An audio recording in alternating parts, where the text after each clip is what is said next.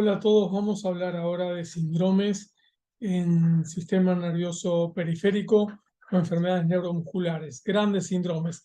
Esto es un repaso, sabemos que ustedes lo saben, pero solamente jerarquizamos que debemos pensar siempre desde el punto de vista sindromático para hacer el correcto diagnóstico de la patología neurológica en general y en sistema nervioso periférico también. Vamos a hablar de los síntomas básicos, que son movimientos anormales mínimos, como fasciculaciones o mioquimias, o movimientos musculares ondulantes, cuando se conjugan muchas mioquimias simultáneas, atrofia, pseudohipertrofia, que es poco frecuente en pocas patologías, debilidad, que es motivo de consulta habitual, fallas en la relajación también, que es un síntoma muy poco frecuente, que es la fuente de la miotonía, que aparece en solo pocas patologías, hipoestesia e hipoalgesia, que son déficits sensitivos que tenemos que valorar en forma indispensable en el examen neurológico, el dolor neuropático y la disautonomía, que también puede ser un motivo de consulta, habitualmente acompañando otros síntomas neurológicos del sistema nervioso periférico. Es fundamental un diagnóstico topográfico para hacer una correlación entre el síntoma y la neuroanatomía, lo que se llama somatotopía neural o correlación anatomoclínica. Vamos a encontrar que las topografías donde puede haber lesiones del sistema nervioso periférico pueden ser la motoneurona inferior, las raíces motora y sensitiva, el ganglio de la raíz dorsal, los plexos, los nervios motores con sus distintas ramificaciones, la unión neuromuscular, los músculos y los nervios sensitivos también, tanto las fibras gruesas como las fibras finas.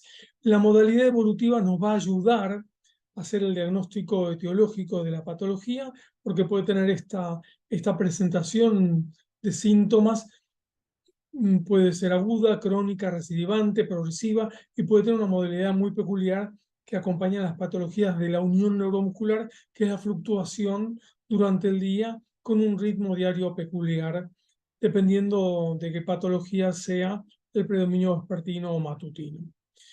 La distribución de estos síntomas va a ser fundamental para hacer una correlación topográfica y sindromática. Los síntomas motores pueden ser craneales, simétricos o asimétricos, pueden ser algo más que craneales, comprometiendo cuello y raíces del miembro superior, pueden ser axiales, musculatura axial, generalmente simétrico, que pueden estar comprometiendo musculatura craneal o no. Después es muy frecuente la afectación distal, tanto en manos como en pies, en los tramos más distales de los nervios cuando hay neuropatías, polineuropatías, y pueden ser también síntomas generalizados. Pueden variar, pero lo que es importante para nosotros es que tengan una somatotopía. Pueden ser simétricos, asimétricos, fluctuantes, agudos, crónicos, y toda esa combinación nos va a ayudar a nosotros, junto con la semiología, con el examen físico, a determinar cuál es la topografía de lesión, cuál es el cuadro sindromático y cuáles son las etiologías probables. El examen neurológico del sistema nervioso periférico tiene algunos detalles. Vamos a presentarles otro video sobre los aspectos motores, que son los test de fuerza muscular manual, que son los básicos para el examen neurológico neuromuscular. Hay varios tipos de pruebas específicos para las distintas patologías, para comprobar o desechar distintas patologías, pero los test de fuerza muscular manual son los más utilizados y son la base del examen. Con respecto al examen de la sensibilidad, también es importante tener un examen de la sensibilidad transmitida por fibras gruesas o finas o cuando hay un compromiso generalizado. Es importante discriminar en la sensibilidad táctil, viendo a ver si el paciente tiene hipoestesia, transmitido el tacto por fibras gruesas, mielínicas, o el dolor transmitido por fibras finas, que provocaría una hipoalgesia en caso de tener una falla en la discriminación. Una cosa es hipoestesia y otra cosa es hipoalgesia. Con respecto a los grandes síndromes, vamos a encontrar el síndrome de motoneurona inferior, plexual, radicular, neuropático, de la unión neuromuscular y los síndromes miopáticos. Con respecto al de motoneurona inferior, repasamos rápidamente. Es un síndrome motor donde no hay compromiso sensitivo ni autonómico. Vamos a encontrar fasciculaciones, atrofia muscular, debilidad que se puede presentar en forma simétrica o asimétrica, dependiendo de la patología y la forma de presentación de la enfermedad. Normalmente tienen arreflexia, pero sabemos que cuando se asocia una enfermedad con compromiso de la motoneurona superior, como la esclerosis lateral amiotrófica, es una de las enfermedades de motoneurona más frecuentes en este momento.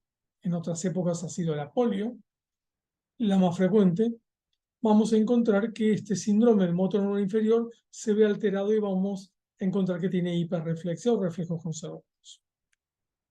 Los síndromes plexuales generalmente tienen un compromiso motor, sensitivo y muchas veces también autonómico, y vamos a encontrar que se localizan en forma asimétrica por lo general, con dolor muchas veces, y que tienen que cumplir con la somatotopía específica del plexo braquial o crural.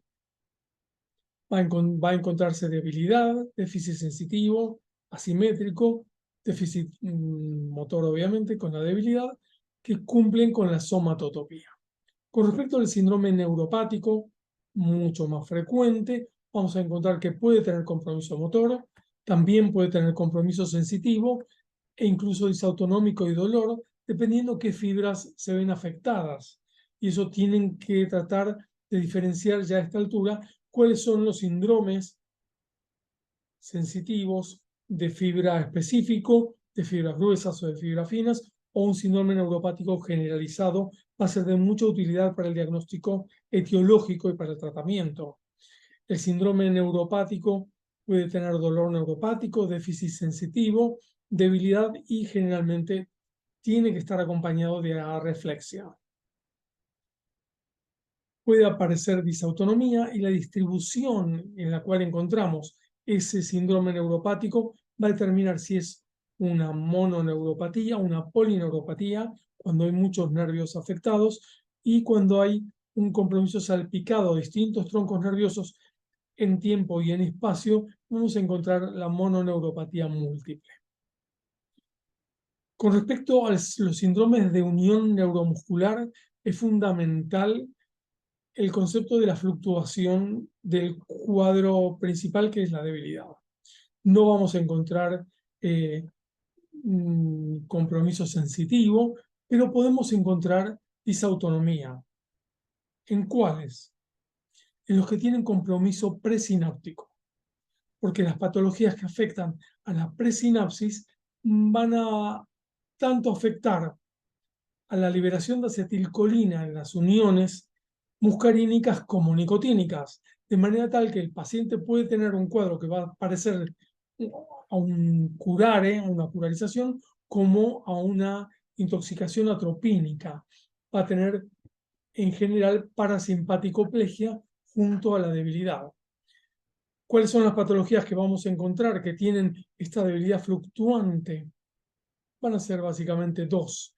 El síndrome de Lambert-Eaton o síndrome miasteniforme, ese es el nombre, que puede tener disautonomía y debilidad fluctuante, con una peculiaridad que suele mejorar con el ejercicio, es de curso crónico, generalmente paraneoplásico, y afecta mucho más frecuentemente miembros inferiores que musculatura ocular, oculomotora. En cambio, el botulismo que es muy poco frecuente en nuestro medio en forma alimentaria y sistémica, va a producir más frecuentemente un compromiso oculomotor asociado a la parasimpaticoplegia.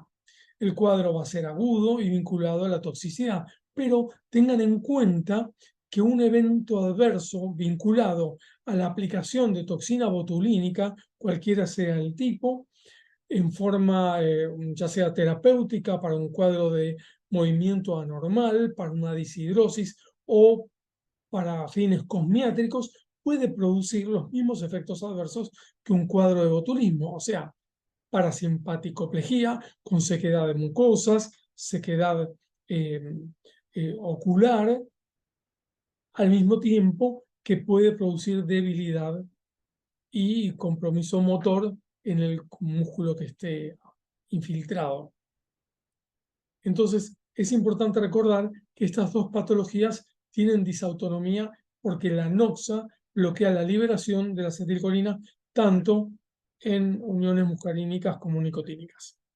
La patología posináptica por excelencia, que es la miastenia gravis, cuyo anticuerpo va contra el receptor posináptico de la unión neuromuscular, el receptor nicotínico colinérgico, no va a producir disautonomía y va a tener franco predominio en frecuencia por la musculatura craneal a predominio oculomotor y de párpados.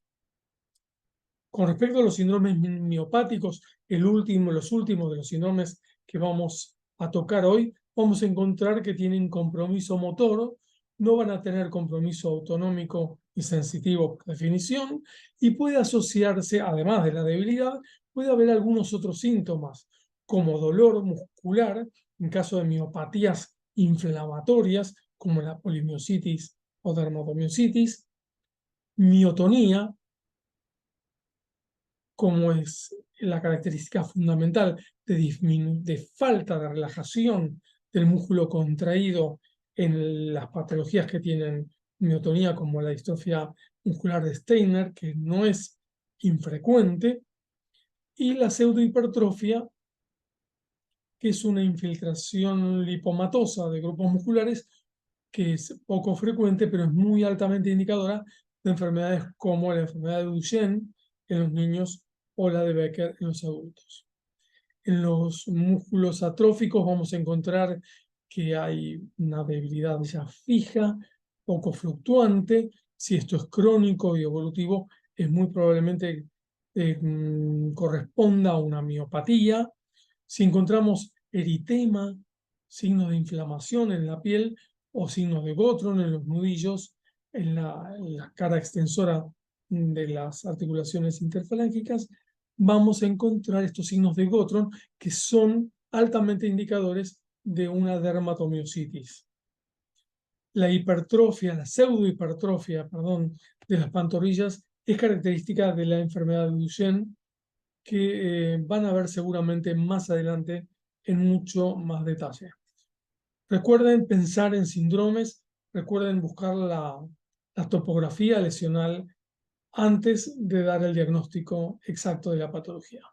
Los saludo por hoy.